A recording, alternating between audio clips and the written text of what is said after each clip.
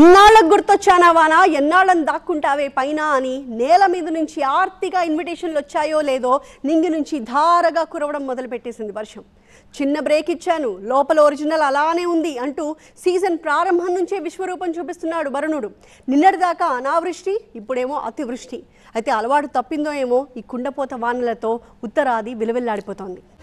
కేరళ ఇడుక్కి జిల్లాలో స్తంభించిన జనజీవనం, తమిళనాడులో నీలగిరి జిల్లా జలమయం, గుజరాత్లో నీట మునిగిన సూరత్ నగరం, హిమాచల్ ప్రదేశ్లోని కులు సైన్స్ వ్యాలీ అస్తవ్యస్తం, జమ్మూ శ్రీనగర్ హైవేపై కొండ చర్యలు, ముంబైని ముంచెత్తిన భారీ వర్షం, 3 రోజులుగా నాన్ స్టాప్ గా దంచికొట్టుడు. మరో వారం రోజుల పాటు దేశమంతా వద్దంటే వాన.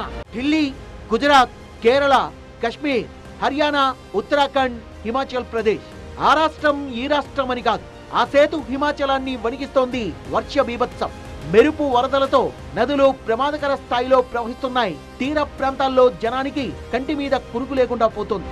జమ్మూ కాశ్మీర్ వ్యాప్తంగా కురుస్తోన్న భారీ వర్షాలకు ప్రధాన నదుల్లో నీటి మట్టం పెరిగింది. టావీ నదిలో ఓ వ్యక్తి చిక్కుకుపోయాడు. ఎన్డీఆర్ఎఫ్ సిబ్బంది అప్రమత్తమై కాపాడి ఒడ్డుకు చేర్చారు. జమ్మూ శ్రీనగర్ హైవేపై కొండ చర్యలు విరిగిపడడంతో రాంబన్ జిల్లా చంద్రకోట్లో వాహనాలు నిలిచిపోయాయి. హిమాచల్ ప్రదేశ్ లోని కులు సైన్స్ వ్యాలీలో క్లౌడ్ బరస్ట్ కారణంగా పార్వతీ నది ప్రమాదకర స్థాయిలో ప్రవహిస్తోంది. ఇందిరా ప్రియదర్శిని హైడల్ ప్రాజెక్ట్ దగ్గరున్న లేబర్ కాలనీలో 2 చనిపోగా 20 మందికి పైగా గల్లంతయ్యారు. కేరళ వైనాడులో కూడా మరోసారి వరద భయం పట్టుకుంది. ఢిల్లీలోని సైనిక్ ఫామ్ ప్రాంతాన్ని వరద ముంచెత్తడంతో రోడ్లపై నీరు నిలిచి ట్రాఫిక్ స్తంభించిపోయింది. కర్ణాటక కలబుర్గిలో కూడా ఎడతెరిపి లేకుండా కురుస్తోంది వర్షం.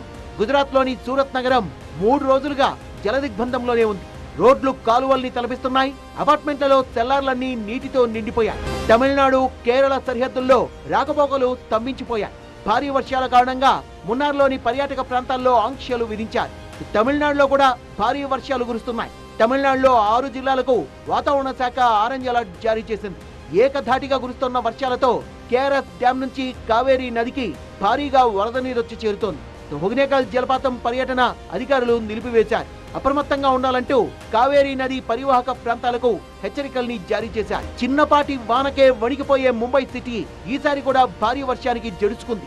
లోతట్టు ప్రాంతాలన్నీ జలమయం కావడంతో కింగ్ సర్కిల్, కాలాచౌకీ స్టేషన్లలో నీళ్లు నిలిచిపోయాయి. ఉత్తరాఖండ్ లో కురుస్తున్న భారీ వర్షాలతో అల్కనందా నది పొంగి పొర్లుతోంది. సరిగ్గా ఇదే సమయంలో రుద్రప్రయాగ్ లోని గోల్తీర్ ప్రాంతంలో టూరిస్టు బస్సు నదిలో పడిపోయి 10 మంది గల్లంతయ్యారు. వర్షం ఆగకపోవడంతో సహాయక చర్యలకు ఆటంకం కలుగుతోంది. వాతావరణ శాఖ ఎల్లో అలర్ట్ జారీ చేయడంతో ఢిల్లీ ప్రభుత్వం అప్రమత్తమైంది. మరో వారం రోజుల పాటు దేశవ్యాప్తంగా భారీ నుంచి అతి భారీ వర్షాలు కురుస్తాయని చెప్తోంది ఐఎండీ. నైరుతి రుతుపవనాలు మరింత విస్తరించడానికి పరిస్థితులు అనుకూలంగా ఉన్నాయి కనుక రాబోయే వారం రోజులు దేశానికి వానగండం పొంచి ఉన్నట్టేనా?